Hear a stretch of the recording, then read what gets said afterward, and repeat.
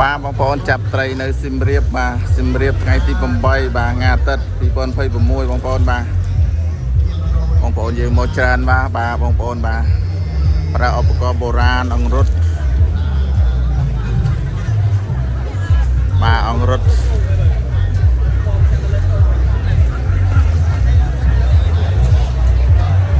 បាទអង្រុតបងប្អូនអង្រុត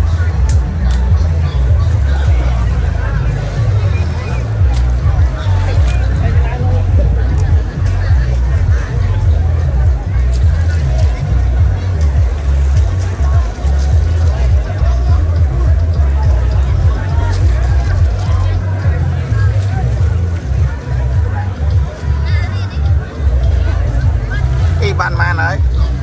còn nuôi cầm đang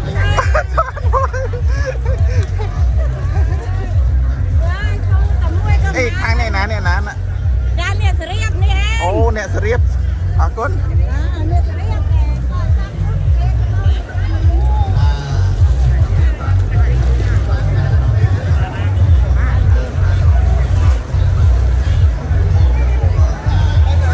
bà bông bồn dương chập thời